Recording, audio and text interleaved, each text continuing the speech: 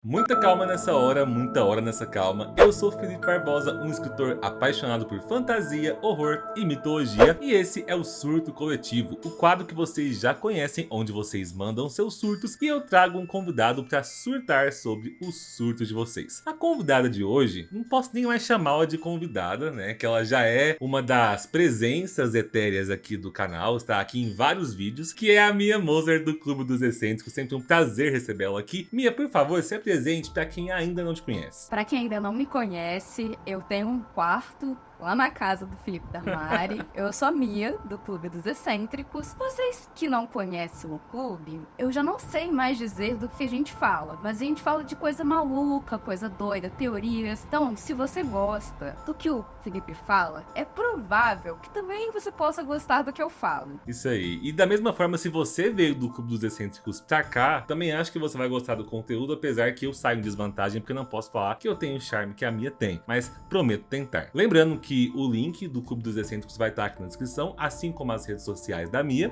Sem mais delongas, bora lá então! Numa Londres vitoriana alternativa meio steampunk, um estudante de medicina chamado Max McCandles se torna assistente do excêntrico cirurgião Dr. Godwin Baxter, com a função de acompanhar o desenvolvimento da jovem Bella Baxter, que é fruto de um experimento bizarro no qual o Dr. Godwin resgatou o corpo morto de uma mulher grávida, que deu fim à própria vida, e retirou o cérebro do bebê saudável, colocando-o nesse corpo adulto de mulher. As coisas se intensificam quando Max McCandles se apaixona por Bella e acaba ficando noivo dela, mas o desejo intrínseco de Bella por partir numa aventura vai fazer com que ela acabe pedindo que esse casamento espere até que ela cumpra todos os seus desejos, que estão apenas começando com uma viagem que ela faz com o canalha Duncan Wedderburn pela Europa. Essa é a sinopse de Pobres Criaturas, filme de 2023, que recebeu 11 nomeações ao Oscar e é o tema do vídeo de hoje, no qual eu vou surtar junto com a minha amiga Mia do Clube dos Excêntricos. Mia, conta pra mim, a princípio, quais foram as suas sensações e impressões com esse filme? Eu fui assistir o filme porque eu tenho uma certa obsessão pelo diretor. Seria difícil eu não gostar. Eu já fui pensando assim, poxa, minimamente diferentoso será? Acho que a gente tá precisando sim de novos tipos de linguagem, e as coisas que eu tava vendo que iam pro Oscar eram coisas muito mais com pé nesse realismo, nessa coisa mais dura. Eu falei assim, bom, vou lá assistir. E a Emma Stone é uma senhora atriz, valia a pena, o elenco era maravilhoso. Mas eu também confesso que fui assistir o filme sem ter qualquer ideia do que estava sendo dito. Eu não sabia de cenas de sexo até umas horas antes de eu ir pro cinema. Então, assim, eu não fui carregada de informações, e eu sempre recomendo que as pessoas não se carreguem muito de informações antes do filme, só depois. E eu posso dizer que foi uma das experiências mais divertidas que eu tive nos bons anos de cinema. Assim, de entrar numa sala e me divertir muito, porque eu fui surpreendida. E assim, eu digo que eu fui surpreendida porque não parece algo que o Yorgos faria. Pra quem já viu tudo que ele fez, eu acho que ele é muito mais sombrio e sádico do que ele mostrou ali. E aí eu fiquei assim, interessante. Ele tá muito mais fantasioso ali. Eu acho que talvez fantasioso não seja a melhor palavra, mas como se ele estivesse contando uma fábula infantil, só que com uma fábula infantil pra adultos. Isso pra mim foi genial, porque aí eu já vi ele com uma outra faceta, uma outra dinâmica. E daí eu já gostei muito, mas o que mais me encantou na história é que eu, em vários momentos, me desvinculei completamente da Emma Stone. Eu esqueci que ela era Emma, e eu esqueci que ela era uma mulher adulta. Aí eu falei assim, beleza, eu tive uma experiência de teatro no cinema, e não do jeito ruim. É o tipo de relação que geralmente eu tenho assistindo um espetáculo, porque os diretores de espetáculo, eles têm muito menos medo do ridículo, porque geralmente as peças que eu assisto, principalmente, não tem um investimento de Hollywood. Então as pessoas podem errar, e elas erram, mas assim, elas podem testar, e elas têm recursos que são escassos, então a gente acaba tendo que se aproveitar de coisas muito fabulosas pra encantar, e parecia que eu tava vendo isso no cinema, e aí eu fiquei duplamente encantada. Só que eu já vi essa linguagem no teatro, no cinema, várias vezes, muito mal executada. Então, quando eu vi ela bem executada, era do meu olhinho brilhar. Então, essa é a minha longa jornada dentro do filme. Eu adorei a sua definição de algo muito teatral e fazia muito tempo que eu não ficava tão preso num espetáculo visual, me fascinando com uma história que era contada muito mais por imagens, trejeitos, pelo visual, do que pelo diálogo em si. Tenho muito pra falar sobre isso também. Inclusive, pra quem às vezes não tem acompanhado o canal, eu gostaria de fazer um jabá pessoal. Já tem um vídeo aqui sobre Pobres Criaturas, né, que foi aquele vídeo com roteiro mais extenso, com pesquisa, que eu fui atrás da forma como vocês geralmente pedem, mas hoje me permitam falar livremente com a minha amiga aqui sobre o que eu quiser. Não, eu quero fazer o jabá do seu vídeo. Eu vou fazer esse jabá. Corta pra mim, Sabrina. Olha, eu cheguei do cinema e falei, também tem alguma coisa nessa história que eu não sei o que é.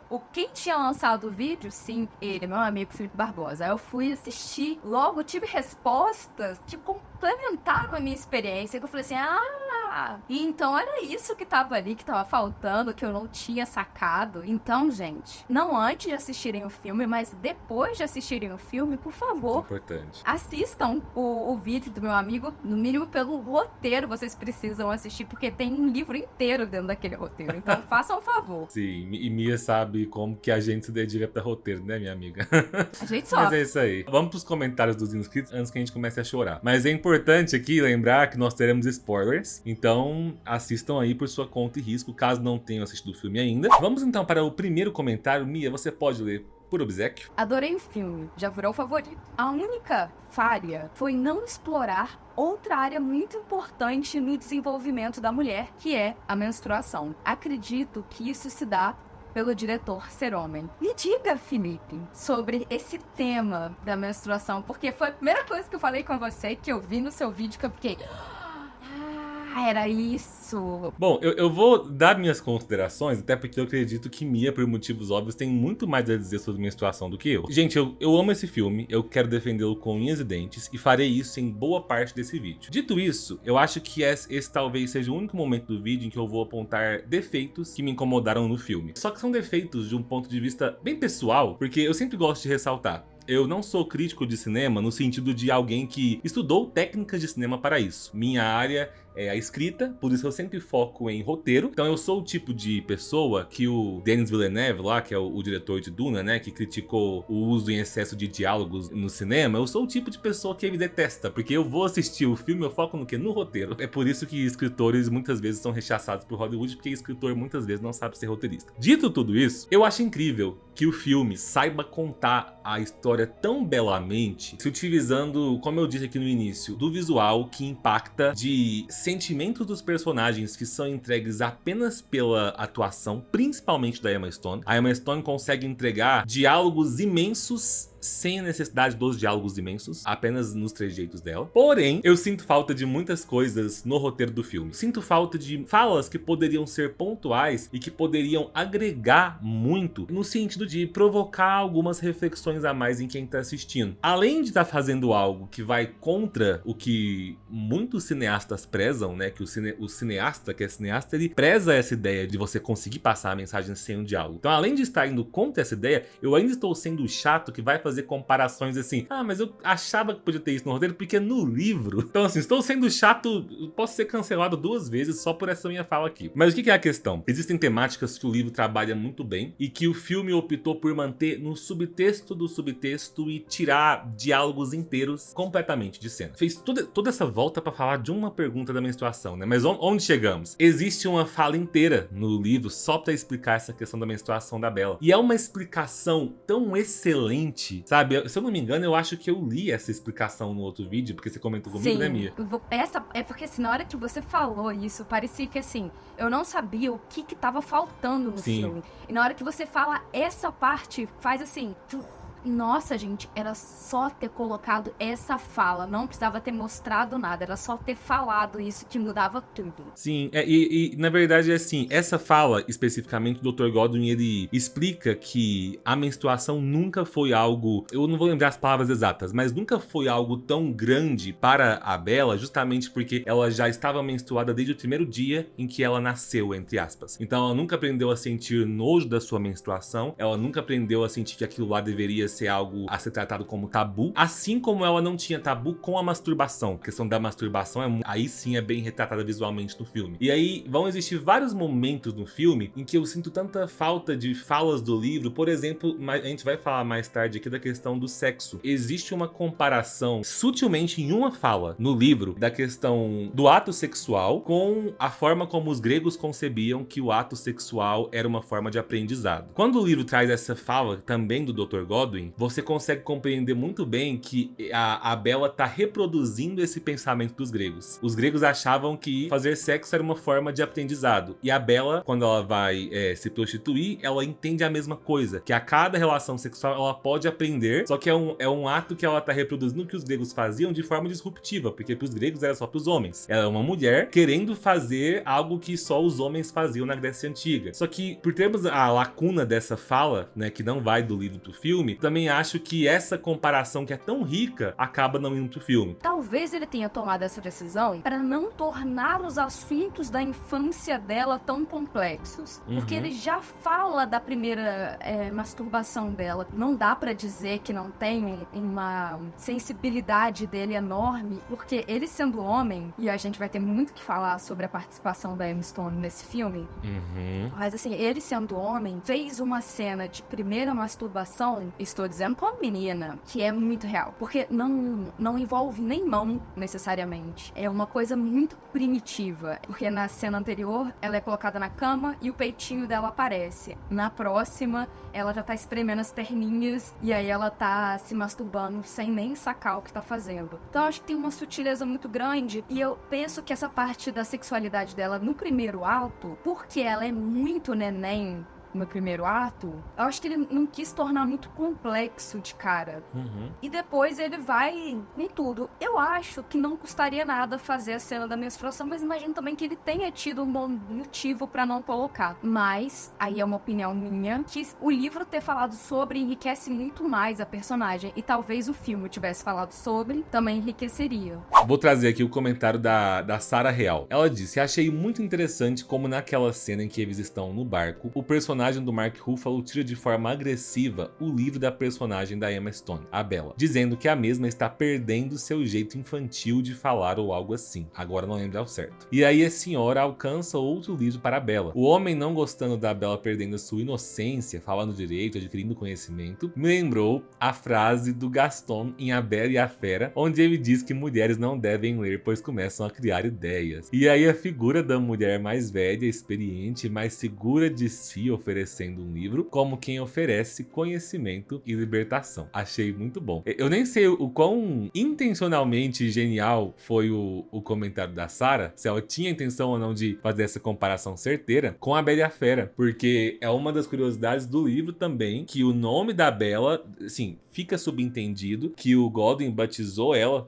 com esse nome, pensando na personagem, na variação do nome Belle, justamente porque no livro ele tinha a intenção que os dois tivessem um romance, a Bela e a Fera. Ele se enxergava como fera e queria que ela tivesse um romance com ele. E é muito interessante pensar nisso, porque isso que a Sarah tá falando aí é justamente o início da jornada da Bella, de libertação dos homens que estão em torno dela, que embora a gente tenha ali no filme, né, uma figura bem paterna no Godwin, em contraste com uma figura babaca, abusiva no Duncan Weatherburn, que é um personagem do Mark Ruffalo, todos acabam sendo homens num patamar bem próximo de... São homens querendo ter o controle sobre uma mulher que foi criada para que o homem pudesse ter controle sobre ela. A Bella foi criada para isso. E aí vão ser vários rompimentos. Então, um primeiro rompimento com o pai, um rompimento com aquele homem ali, o Max McCandles, que no filme dá a entender que seria um bom parceiro para ela e ela gosta dele, mas ela não quer isso nesse momento, porque ela não teve a oportunidade de viver, de conhecer o mundo. Então, me deixe conhecer o mundo primeiro. E depois aqui, onde a Sarah fala, é onde ela começa a ter o rompimento com o Duncan, né? Que ela queria ter prazeres carnais, teve seus prazeres carnais com ele, mas agora ela começa a descobrir que prazeres intelectuais também podem fazer muito bem para a saúde, né? E ela tá querendo dar um pé na bunda dele, faz muito bem isso com a vida dos seus amigos no navio. E uma das coisas que eu acho que são, assim, de tirar o chapéu das narrativas do filme é que a gente consegue ver no personagem do God que ele é cheio de traumas e ele decide superar os próprios traumas pra dar uma vida melhor pra filha. Porque em algum momento ele se torna pai dela. E eu acho que tem um quê de redenção dele também, porque ele a faz pra ser uma parceira. E ele entende que ele, em algum momento, consegue se afeiçoar com ela só de uma outra forma, que é uma forma paternal. O pai dele era um monstro e ele decide não ser um monstro com ela. O relacionamento dos dois, e eu acho lindo quando ele decide deixar ela embora. Tipo, não tem como, eu não posso prender ela. Ele tenta prender e depois, não, eu preciso deixar ela fazer isso. E mesmo longe, o laço deles não se rompe. Ela ama ele ainda mais e ainda mais. Eles continuam se amando e o laço continua crescendo com a distância. Que é isso, assim, os filhos crescem, eles vão pra faculdade, vão pra sei lá onde, até dentro de casa, eles às vezes se distanciam e os pais precisam permitir que eles cresçam, porque senão você cria uma falha no crescimento dessa pessoa mesmo, assim, que você tem que parar de ter o cordão umbilical dela em algum momento. Eu acho que ele corta no momento certo e ele se atina pra isso. E aí, o relacionamento dela com o personagem do Mark Ruffalo, pra mim, é muito parecido com o primeiro relacionamento das minhas primas, o primeiro relacionamento de colégio que eu vi muitas amigas terem, que por você ter uma falta de repertório, vocabulário, mundo e tudo mais, é muito fácil você ficar iludido com o que uma pessoa tem pra te apresentar. E aí, às vezes, você fica engaiolado nessa pessoa. Sim. Quando ela encontra uma mulher mais velha, que nem transa mais, acho que isso é fantástico, assim. A Bella, porque ela tá iniciando a vida, o sexo é muita coisa pra ela. Vai chegar um momento que o sexo vai ser uma parte, se é que vai ser tão importante. Mas quando a gente é mais jovem, tende a ser uma das coisas principais na nossa vida. E aí ela conhece essa pessoa muito mais sábia que ela, branca, uma mulher libertada das amarras do machismo e coisa do tipo, porque ela tá só, ela não transa. E ela tem um amigo negro ou um companheiro, eu não consegui categorizar pra além de amigos, ele e a senhora. É pelo filme a ideia que dá mesmo, que seriam dois amigos. E eu achei fantástico que, assim, quando ela encontra o amigo, primeiro, é um cara que vai entrar numa questão toda de raça, de hierarquia, de poder. Ele que mostra pra ela o farol de Alexandria, né? Ele que mostra pra ela o que tá por baixo do mundo que ela vive. Ele que sacode o mundo dela pela primeira vez. Eu acho que quando esses personagens se encontram com a Bella, é como quando você entra na faculdade, você teve um namoro de escola e você entra na faculdade, e aí você conhece pessoas novas que vão te mostrando um outro mundo, uma outra possibilidade, e aí aquele seu parceiro que te amava, que isso e que aquilo, que você é fabulosa, porque você tá dando exatamente o que ele quer, que é satisfazendo ele fisicamente e no poder dele, quer dizer, ele pode te apresentar o mundo. Isso é muito poder para uma pessoa. Quando os nossos pais, eles nos educam, eles direcionam para onde a gente vai pro resto da vida. Quando um parceiro da gente nos direciona, ele também vai mostrar pra gente um outro caminho de mundo, talvez pro resto da vida. Quando o personagem do Mark Ruffalo perde esse poder de influência na Bella, quer dizer, ele não vai mais poder mostrar pra ela qual o caminho que ela vai ter na vida, porque tem outras pessoas que vão influenciar. Primeiro, ele fica com medo que ela já não pode mais assistir o mundo pela lente dele. E aí, ele tem que prender ela. E isso eu acho fantástico, porque a gente já viu exemplos de casais muito novos, né? Todo mundo já teve um exemplo disso, um casal de uma pessoa muito nova com uma pessoa mais velha, que é, essa pessoa mais velha entende que juventude e beleza e vitalidade na nossa sociedade é um bem muito caro. Então ele sabe que não só ele vai estar desejando aquilo. Quando ele percebe que a Bella não está engaiolada nele, ele começa a achar que ela está dando pra todo mundo, porque é exatamente o que ele quer, comer qualquer pessoa que estiver andando, que seja jovem, bonita e com vontade de transar. E aí ele não consegue lidar com o fato dela ser uma pessoa livre. Aí ele precisa engaiolar ela dentro de um navio. Quando ele engaiola ela dentro de um navio,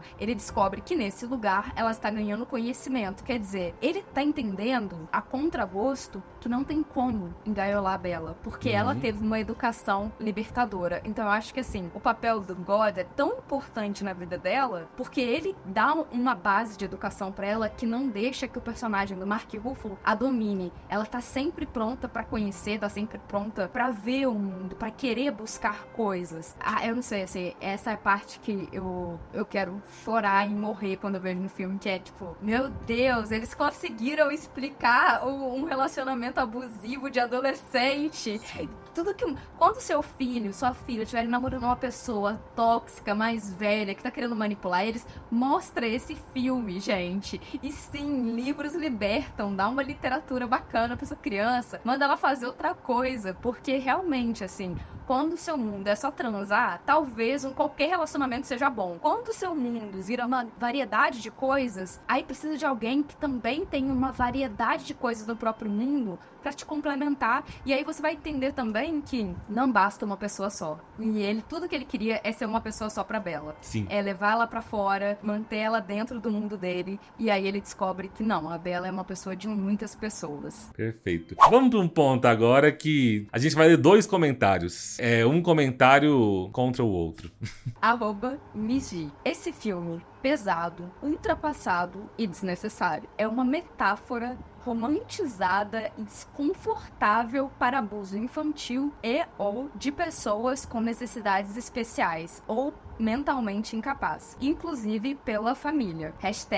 #repulsivo. Eita, pai. O outro comentário é @babydoll. Achei o filme muito singular e criativo. Uma mistura de humor sórdido, ácido e absurdo com um toque de ingenuidade e fantasia. Eu interpretei o cérebro infantil num corpo adulto mais como uma metáfora de como os homens idealizam a mulher perfeita. Alguém que tem um corpo adulto e sensual, já formado, para poder ser usufruído sexualmente, mas com um cérebro infantil. Isso é, uma mulher ingênua e sem discernimento, que possa ser facilmente manipulada e ludibriada. O que deveria mesmo estar sendo criticado, mas parece ter passado desapercebido, foi a fala da Bella em que ela afirma que as prostitutas são, entre aspas, seus próprios meios de produção, num tom meio revolucionário, emancipatório, o que a gente sabe que não é verdade. Na maioria dos casos. Mesmo que essa leitura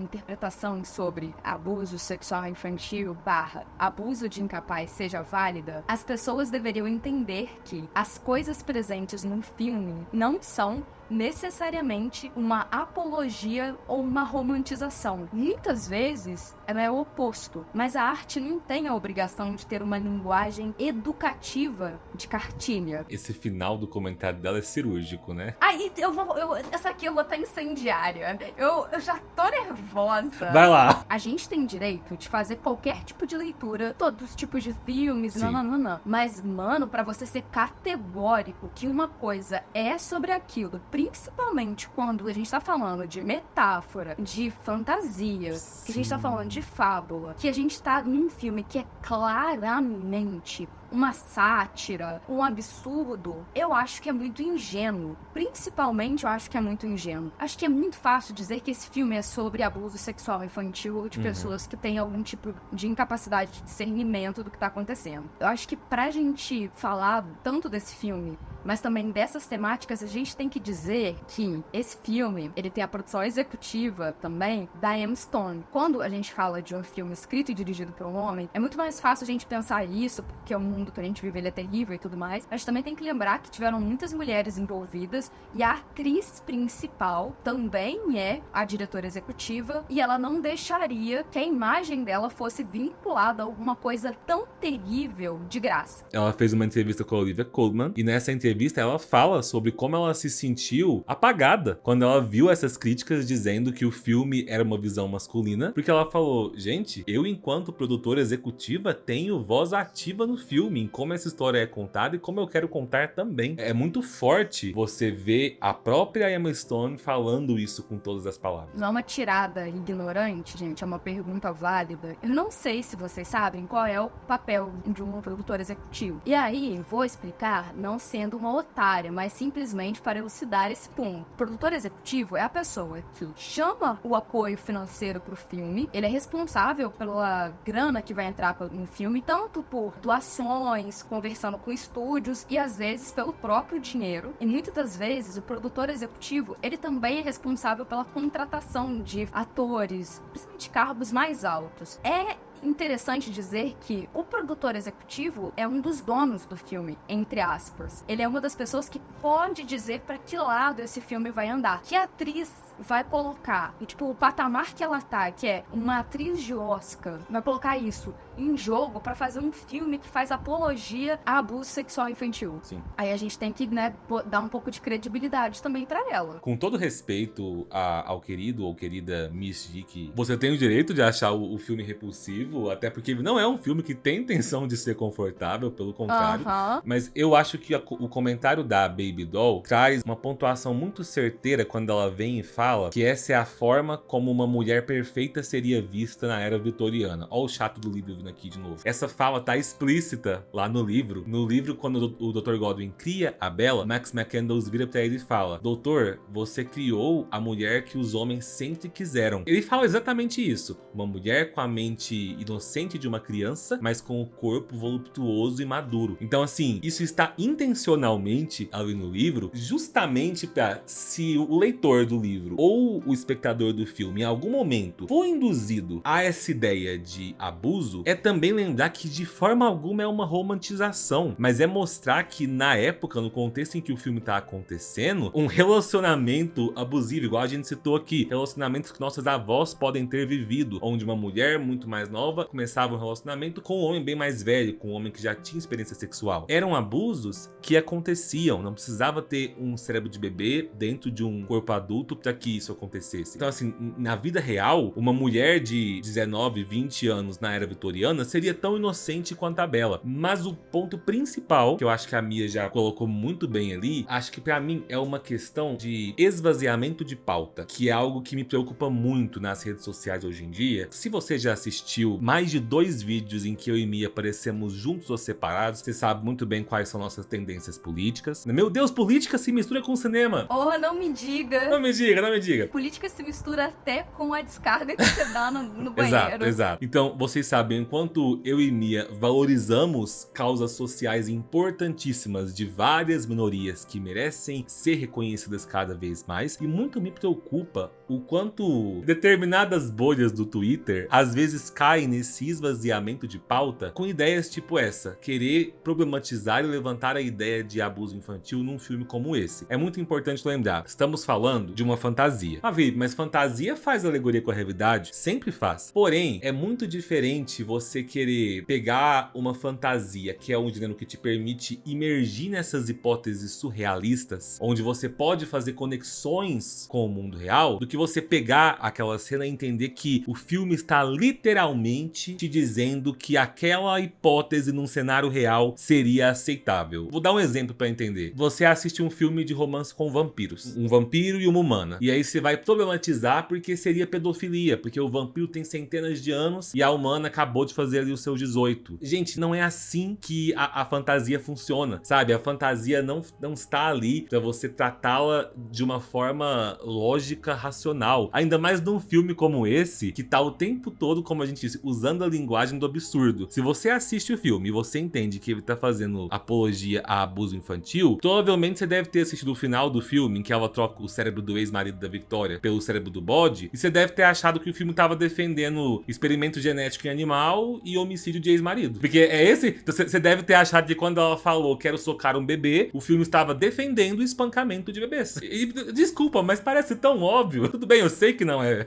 Eu acho que tem isso, assim, a gente tem que se preparar pra descobrir que óculos, de qual realidade a gente tem que colocar pra ver tal filme. Sim. E pra ler tal livro. Porque eu tenho uma crítica eterna aos leitores de Lolita, do Nabokov, que leem achando que ele está realmente endossando ali um abuso de menor. A primeira regra que se aprende sobre narrador é aquele narrador em primeira pessoa não é confiável. Jamais. E ele já diz de cara também que ele ele não é uma boa pessoa. Mas ele Uhum. se defende o tempo todo. E se você começa a perceber que esse cara não é confiável e tá dizendo que a menina tá falando isso, então provavelmente ela tá dizendo outra coisa. Eu acho que tem uma leitura muito simplificada das coisas pra gente poder militar. E tem coisas que não dá pra simplificar porque a gente quer levantar uma bandeira contra um homem, gente. Eu me sinto até mal defendendo um homem, mas a verdade é que eu estou defendendo um homem hétero europeu branco, gente. Eu acho de verdade que, assim, há de se pesquisar um mínimo antes de acusar uma pessoa de alguma coisa. E eu acho que até no comentário da Baby Doll a gente deixa também umas outras coisas a pensar. Eu não acho que quando ela diz que o corpo de uma prostituta é o seu próprio meio de produção, é pra gente levar isso a sério. Não é o discurso do filme, né? Não é a fala da personagem. E eu acho que isso é importante da gente aprender a ler. Não tô falando que a Baby Doll não aprendeu, porque eu também não li coisas de várias formas, tudo mais. Mas essa fala em específico me marcou, e aí quando ela falou, me trouxe de volta. E também pode ser discordado. Mas a Bella nunca tinha lido nada sobre o socialismo, nunca tinha lido nada sobre o que era, nem o próprio capitalismo, ela nunca tinha lido nada sobre política. Quando ela lê, ela acha que tudo é muito foda. Meu corpo, a minha fonte de renda, essa aqui é a minha fábrica. Eu faço o que eu quiser com isso. E no final, eu acho que isso que é genial. Não tem como ler nada isolado dentro do filme do Yorgos. No final, a Bella não quer mais se prostituir. Exato. Ela já não acha mais divertido. E no final ela vai conhecer a realidade da Victoria, que seria sua antiga identidade, muito entre aspas, né? E sua mãe? Que vai ter toda aquela questão da repressão sexual que sofria pelo marido. E aí quando ela se dá conta de que ela estava prestes no corpo da Victoria sofrer esse procedimento no seu corpo, né? O procedimento que ia dilacerar o seu clitóris, ela se dá conta do quanto o mundo ainda precisa evoluir para que as mulheres possam chegar ao ponto de se sentirem seguras com seus corpos. Então, assim, todas as falas de todos os personagens desse filme não podem ser levadas ao pé da letra como se aquelas falas fossem o discurso que o filme quer passar. Novamente, é um filme lidando com a linguagem do absurdo. Então, até o final, a Bella ainda é uma personagem em evolução, que está chegando a certas conclusões que muitas vezes na cena seguinte já vão ser desconstruídas. O relacionamento dela com o Mark Ruffalo, que eu nunca lembro do nome de personagem, mas eu sempre lembro o nome do ator. É Duncan. O Duncan, eu amo, porque ele é o imaturo que fica, a prostituta, volta pra mim.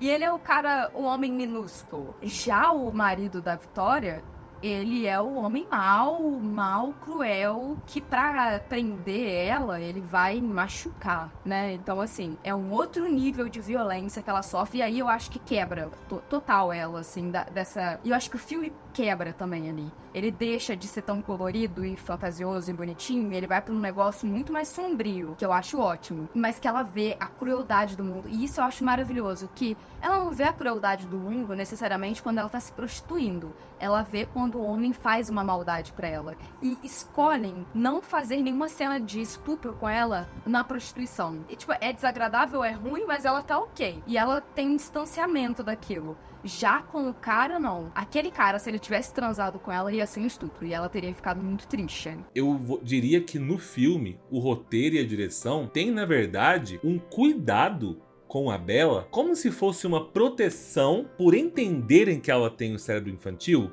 Porque é o seguinte, se o filme optasse por uma abordagem mais realista, provavelmente essa mulher seria mais violentamente rechaçada no filme. Provavelmente ela sofreria uma violência sexual em alguma cena. Provavelmente o personagem do Mark Ruffalo espancaria ela em algum momento na hora em que ela começasse a sair das amarras dele. Mas o filme traz uma proposta dentro da fantasia surrealista de contar essa jornada que chega a ser uma jornada lúdica infantil, que aí eu até entendo, já vi algumas pessoas dando uma crítica tipo assim, nossa, o filme não é uma jornada idealizada demais de como essa mulher se sairia nessa vida que ela escolhe levar sem consequências. É a proposta do filme.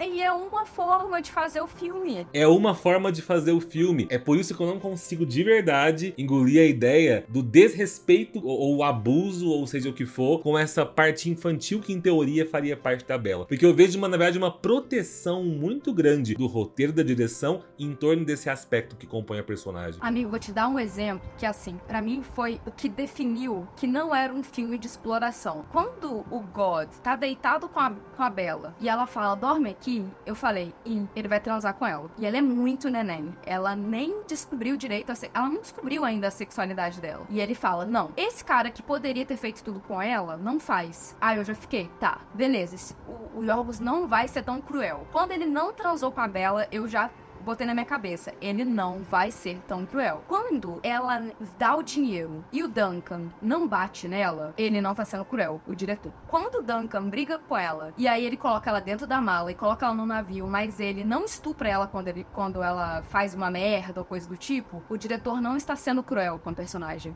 Ele tá protegendo a personagem. Quando ela manguaça, enche a cara no bar do navio, acho que é no bar, não sei se é em Portugal. Eu acho que é em Portugal. E dorme no bar, ninguém faz nada com ela. Gente, que mulher aí acha que você manguaça num bar e cai no chão, você tá segura? Nesse filme ela tá segura, porque a Bella tá protegida pelo roteiro e pela direção. Ninguém quer fazer isso com ela, porque a gente não quer ver a Bella sendo estuprada. Acho que a gente não quer ver a Bella sofrer. E quando ela sofre é muito ruim. Quando ela chora vendo as pessoas sofrendo, você fica muito mal. Bom, eu fiquei muito mal com ela sofrendo. Porque esse é o máximo de sofrimento que o diretor vai impor a ela. Porque não é um filme tipo Violência Gratuita ou um filme realista de dor. A Bella não escolheram uma atriz de 12 anos, que, por exemplo, eu tenho um problema enorme com os filmes de Lolita, porque são sempre atrizes muito novas, cocotinhas pra época, que os homens consideravam gostosinhas, muito entre aspas, porque uma criança não é gostosa, porque era pra despertar esse fetiche. Imagina se o Yorgos tivesse escolhido uma menina, uma das Lolitas, pra fazer esse filme. Aí a gente ia ver uma adolescente transando o filme inteiro e falando, eu amo isso daqui, completamente diferente. Ali é, uma jornada de uma mulher descobrindo a sua sexualidade, descobrindo que ela é mulher, descobrindo o que é ter aquela vida, e ela está protegida por uma armadura do roteiro, que é, a gente não vai ser muito cruel com ela. Exatamente como em Harry Potter, ele não lida com todas as consequências de tudo que ele faz. Porque se todo ano eu fosse pro colégio e eu sofresse ameaças de morte, e eu quase morresse, coisa do tipo, eu nunca mais poderia voltar pra esse colégio. E ele volta todo ano. Por que vocês aceitam isso? Porque é fantasia, caramba! Aceita que isso aqui também é. Eu amo como as comparações da Mia pulam de Lolita pra Harry Potter.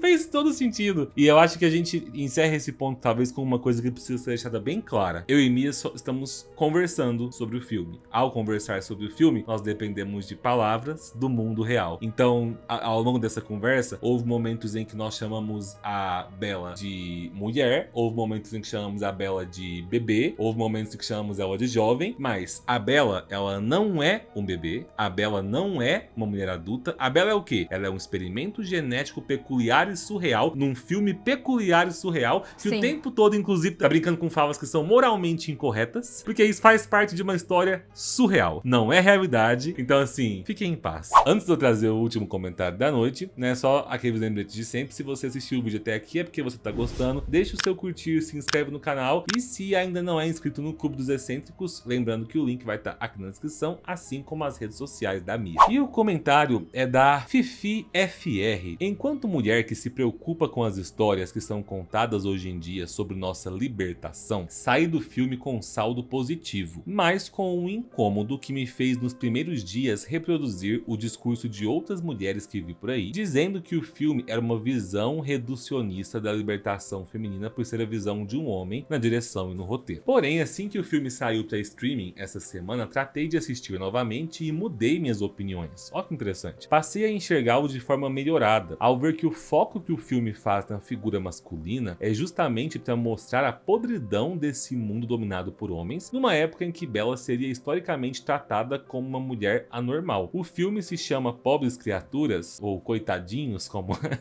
tenho gostado de ver chamarem, justamente porque o foco é demonstrar as mazelas e abusos mais do que as conquistas, pois o filme do ano com foco positivo numa protagonista feminina cercada de mulheres fortes é Barbie, e acho ótimo que os dois filmes existam no mesmo ano com propostas semelhantes e opostas ao mesmo tempo. Acho que o filme seria problemático se o diretor quisesse assumir um papel de querer definir o que é ser uma mulher, como Barbie fez, mas não vejo em nenhum momento o diretor de Pobres Criaturas tentando fazê-lo. Pelo contrário, essa função no filme está apenas nas mãos daquela que tem total talento e autonomia para fazê-lo, a deslumbrante Emma Stone, que construiu uma personagem feminina que entrou para o hall das minhas favoritas. Inclusive, assisti seu vídeo falando sobre as diferenças entre o filme e o livro e concordo com tudo que disse. Ah, que legal. O filme poderia ter ganhado mais força ainda se tivesse mantido a ideia do livro de fazer uma autocrítica a essa ideia de ser uma visão masculina da história. Ainda assim, gosto que no filme haja encerramento com Bella assumindo, enfim, a jornada que não era dela desde o início, era dos homens ao seu redor, mas foi ela que tomou a jornada pra si e encerrou brilhando tomando martini. Nossa, realmente ela foi fazendo umas comparações aqui. Eu adorei que o comentário dela concluiu tudo que a gente falou ao longo do vídeo. Eu nem sei se a gente tem mais o que falar, porque ela passou toda por todas as pautas que a gente falou. Falou de tudo. E, inclusive, quando ela começou a fazer comparação com Barbie, porque muitos tinham feito essa comparação, mas quando ela fala aqui de uma forma oposta, e realmente o filme da Barbie gira em torno da Barbie, até por ser um cenário onde as mulheres são mais poderosas do que os homens na Barbilândia, enquanto aqui a Bella é a protagonista, mas o filme é de um mundo dominado por homens. Então a Bella precisa reivindicar essa jornada pra ela, realmente. Espectadores, tá chovendo aqui, mas eu vou continuar mesmo assim, então vocês relevem. Então, quando a Fifi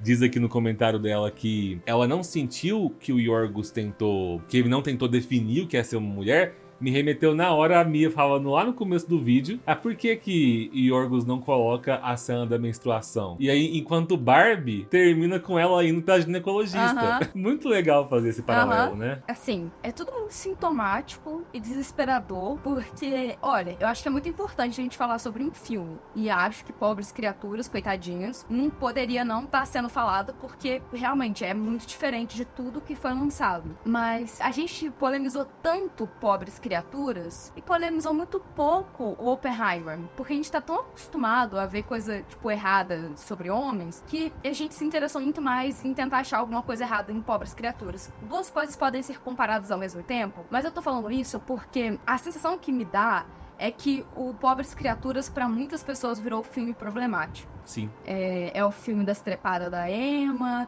e ela pelada, e ninguém lembra que, tipo, mano, ela é uma atriz cara que escolheu ficar nua, e atrizes caras geralmente não gostam muito de ficar nuas quando já estão muito caras. Atrizes que estão no começo de carreira acabam ficando nuas muito facilmente, porque quando você não tem poder mais de veto, você tem que aceitar qualquer coisa, né, pra conseguir estar num filme. E aí, assim que as atrizes conseguem o poder de veto, que é, elas ganham um Oscar, elas entram numa classe A dos atores e tudo mais, elas já falam não. E se essa mulher escolheu falar sim pra ficar pelada e fazer suas cenas de sexo, foi porque ela achou interessante. E aí polemizou muito isso. Só que, mano, a gente tá falando de um filme que ganhou o Oscar de melhor filme, melhor direção, que passa a mão na cabeça da criação da bomba atômica, como se um cara fosse completamente idiota pro motivo do uso dessa bomba, e por um outro lado ele fosse um gênio. Aí, de repente, ele sacou que, menino, iam usar mesmo? A gente tá no período de guerra, eu tô fazendo uma bomba, e usaram. Gastaram dinheirão e usaram. Então, assim, eu acho que a libertação do corpo feminino, imageticamente, principalmente, é incômoda. E é incômoda até pras mulheres. E eu acho que gera tanta estranheza a gente lidar com sexo numa boa, que eu entendo até essa proteção, que é, cara, a gente já foi explorada há tanto tempo por diretores e tudo mais, talvez ela também tenha sido explorada, isso eu entendo. Mas eu acho que causa tanta estranheza ver uma mulher poderosa e nua e transando e tão de boa fazendo todas essas cenas, que esse virou o assunto do filme e não é sobre isso. Exato. E isso me incomoda muito porque o filme foi reduzido a cenas de sexo e ele é muito maior do que isso. E isso me incomoda a ponto de que ao reassistir o filme, eu quase fui cronometrando e percebendo que... é muito pequeno. Como eram exageradas as falas de pessoas que falaram que nossa, metade do filme é cenas de sexo. Não é? Não, gente. Talvez dê uma leve impressão de excesso porque eles criam uma sequência de cenas, principalmente no bordel, onde ela atende vários clientes em sequência, porque é a proposta, você entender a passagem de tempo. Mas, no mais, o filme fala muito mais sobre outros temas. E eu acho que talvez a cena que mais me cause impacto no filme, o sexo, logicamente, que vai te causar algum impacto, porque a gente tem uma curiosidade de ver a intimidade dos outros, né? Não vou dizer que não. Mas eu acho que a coisa que mais me gera um impacto é quando a gente vê as pessoas lá embaixo passando fome e comendo o que cai lá embaixo, e o cara falando, toma cuidado, não fica com tanta pena, porque se você estivesse lá embaixo, você mataria quem tava em cima. Então, assim, você tá em risco. Essa é a coisa mais chocante pra mim do filme. Porque é o diretor falando, existe um mundo podre e absurdo que existe enquanto vocês estão assistindo esse filme. E quando a gente tenta salvar esse mundo, a gente corre o risco também de se perder nesse mundo. E o que a gente faz? E talvez essa seja a fala mais problemática do filme, porque talvez fale assim, tipo, às vezes não dá pra ajudar, e sempre dá pra ajudar, mas assim, essa, pra mim, é a discussão mais profunda, assim, que não, aliás, essa pra mim é a discussão menos aprofundada, que seria muito profunda e que é só pincelada. Que existe pobreza nesse mundo. E depois isso passa. Mas assim, só é um filme polêmico porque a gente quer. Porque é um filme delicado, criativo e principalmente não é um filme cartilha, como disse Baby Doll. É um filme que não se propõe a dizer que nada tá certo e que nada tá errado. Só se propõe a dizer, essa é a Bella, ela é um experimento e ela vai viver uma loucura aí, em uma jornada muito maluca. Mas é a jornada da Bella, tá, gente? É dela, é da família dela, dessas pessoas aqui. Ela vai ser conduzida por homens e nenhum deles é perfeito. Inclusive, todos eles são degenerados. Só que a gente pode ver versões e nuances de cada um. E pra mim é isso, assim, a Bella, ela é conduzida por homens imperfeitos pra se tornar uma mulher muito mais forte que todos eles. Mas não é nenhum filme polêmico. É isso, né? Deixa só um adendo aí, que a gente acabou não explicando, tá? Às vezes quem não saiba qual que é esse final diferente do livro que faz essa autocrítica aí, que a Fifi falou no comentário dela, é porque o livro ele vai trazer uma ideia ali bem Dom Casmurro, de narrador não confiável, você confia em Bella Baxter ou você confia em McCandless. Pra quem tiver interesse mais nessa nuance aí, dá uma conferida lá no meu vídeo que eu expliquei isso melhor. No mais, Pobres Criaturas é um filme que a gente conseguiria fazer vários vídeos a mais sobre ele, porque são muitas nuances. Mia, queria agradecer muito pela sua participação aqui hoje. Dê um último tchau aí, convido a galera novamente pra aparecer lá no clube. Gente, eu amei falar com vocês aqui, com o Felipe, e eu espero que a gente se veja bem em breve. Nos veremos sim. Deem uma passada nas próximas semanas, né, próximos meses, próximos anos lá no clube, que com certeza a minha carinha estará por lá também. É isso, gente. Muito obrigado pela companhia de vocês. Deixem nos comentários as suas considerações. Um beijo e até a próxima.